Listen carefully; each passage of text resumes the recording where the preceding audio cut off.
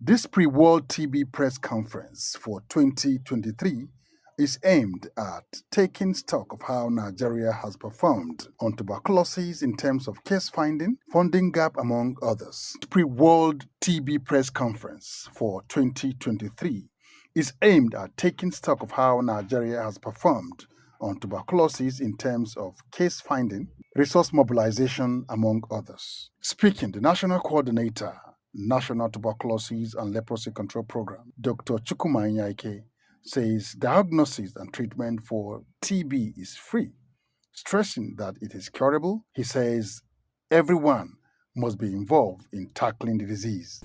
It's an infectious disease, a deadly one.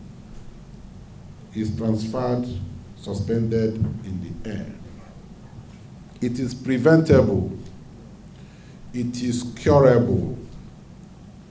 By the sheer support of our external funders, the American government, the Global Fund, the WHO, the Stop TB Partnership, the philanthropists, and the government of Nigeria, we've been able to make the diagnosis and treatment of tuberculosis free.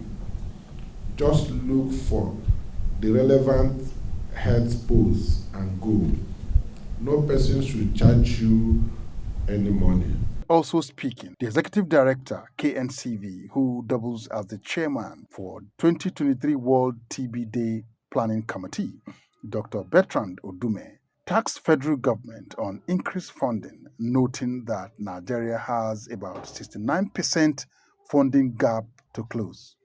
We also need to intensify advocacy to the government and the organized private sector to increase funding for TB program in the country. Funding for TB has remained a key challenge to support program activities towards closing the TB treatment coverage gap, which stands at 66% at the end of 2021. At a 69% funding gap and over-reliance on external donor agencies for funding, sustaining the TB program efforts in Nigeria will continue to remain a challenge.